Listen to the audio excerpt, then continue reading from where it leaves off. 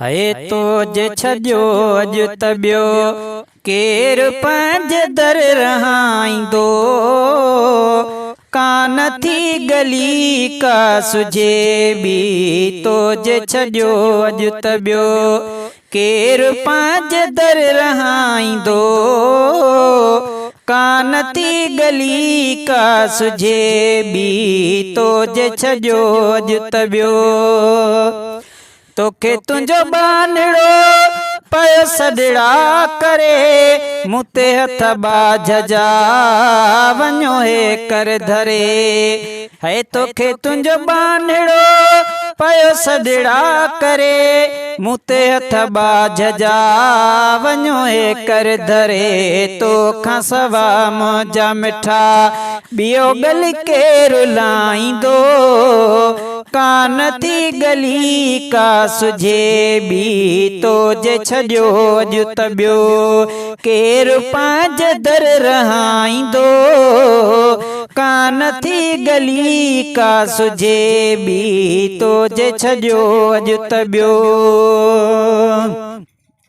है पुनिहर आस मुझी पुकारियो मुँह जॾहिं लधी तन सार अची संभारियो मुँह जॾहिं पुनिहर आस मुझी पुकारियो मुँह जॾहिं लधी तन सार अची संभारियो मुँह जॾहिं पक आहे अॼु बि पुनल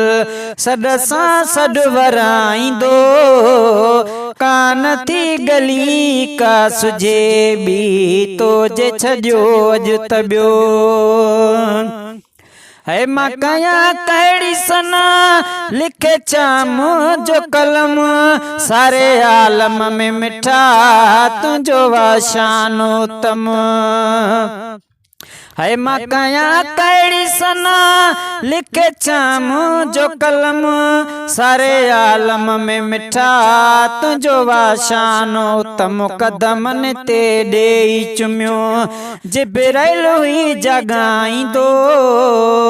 कान थी गली का सुझे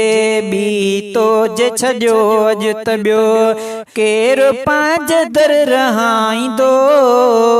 कान थी गली का सुझे भी तो जे छजो अज तबियो है मुखे या नाज़ तोते मुझन गिदार नबी थिया सदको यहां ता सच्चा सरदार नबी मुखे या नाज़ तोते मुझन गिदार नबी थिया सदको यहां ता सच्चा सरदार नबी बानू मरण ताईं पयो कादम सदाईंदो कान थी गली का सुझे भी तो जे छजो अज तबियो है जैसी जो क्यों दो जियर जान में ठाई दो शेर पयो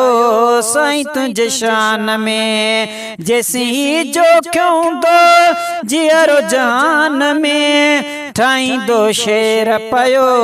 साईं तुझे शान में ॿिया बेगाईंदा ही मद पर ज़ाकिर बेगाईंदो कान थी गली का सुझे भी तो जे छजो अज तबियो केर पंज दर रहाइंदो कान थी गली का सुझे भी तो जे छजो अज तबियो।